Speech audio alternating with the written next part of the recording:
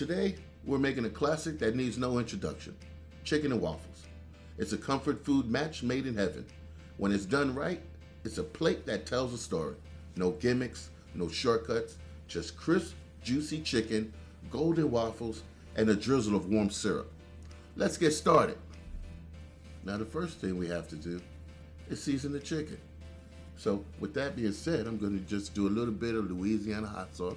Got to have some hot sauce in the chicken. Some adobo, which is an all-purpose seasoning, some granulated garlic, onion powder, black pepper, and a little bit of chili powder. Now I don't have any measurements. It was just a light seasoning, a little light dusting on it, nothing too much. Now, the secret to making chicken that's juicy and full of flavor, the brine. We're using a whole quart of buttermilk, a couple of tablespoons of adobo, and a couple of splashes of that Louisiana hot sauce. Now we're using buttermilk, a classic for a reason. Its natural acidity tenderizes the meat, allowing seasonings to penetrate deeply, and its creaminess gives the chicken a rich, savory background. So we're just gonna go ahead and put this away for a couple hours, preferably overnight. Now while the chicken is brining, it's time to whip up the waffles. Okay, so what we're gonna do, we're gonna put one bowl, we're gonna mix some flour, a pinch of sugar, a bit of baking powder, and a dash of salt. And mind you, these ingredients will be in the description. Now the baking powder is key to making the waffles rise and turn crisp. Now we're gonna whisk that all together, make sure there aren't any lumps before we add in the wet ingredient. All right, so we're gonna add in the buttermilk, a couple of eggs, and a couple of tablespoons of oil. The egg is gonna add richness, while the oil gives that unmistakable golden and crisp edge. Now we're gonna gently combine the wet and dry ingredients until you have a smooth, slightly thick batter. Now be careful not to overmix. A few lumps are fine, but it helps keep the waffles tender. All right, now that our chicken has soaked up that creamy, seasoned buttermilk, it's time for its next chapter, the dredge. Now we're talking about a seasoning mix that feels like a handshake from your grandmother.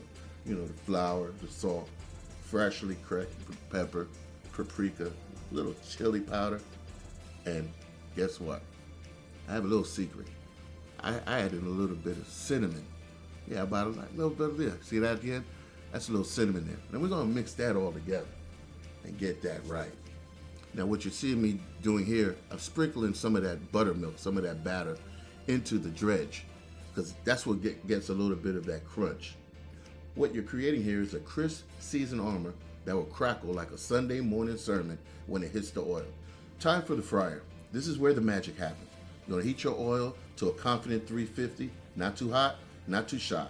We want a sizzle that says, yep, this is about to be glorious. Now you're gonna lower your chicken in gently, like you're tucking it into a warm bed, and listen, that crackle, that's applause. And we're gonna let it fry until it's rich, golden brown, about 10 to 12 minutes, and an internal temperature of 165. Here's a tip from the old ways. Don't rush it.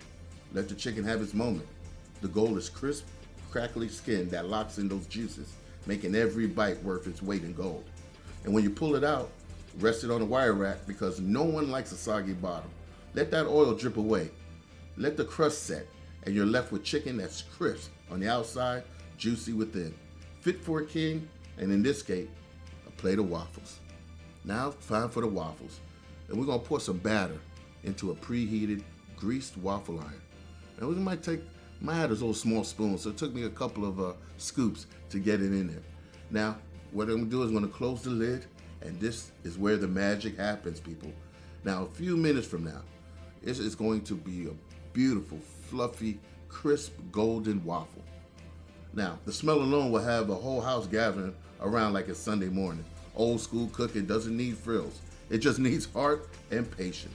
Wow, look at that. Wow. Now time for the best part, bringing it all together. Now it's time to plate. Here's the grand finale.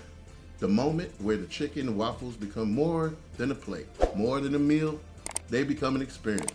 Now lay down that crisp golden waffle, a warm buttery canvas just begging for a masterpiece. And then we're gonna crown it with a piece of that fried chicken, still crackling, still singing from the fryer like it knows it's about to steal the show.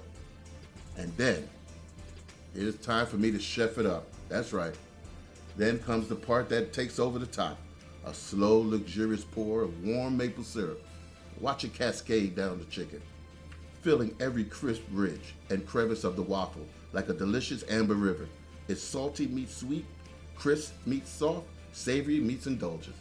A bite that will make you close your eyes and hum like a Sunday morning gospel. When I tell you, that syrup, that crust, just the brine.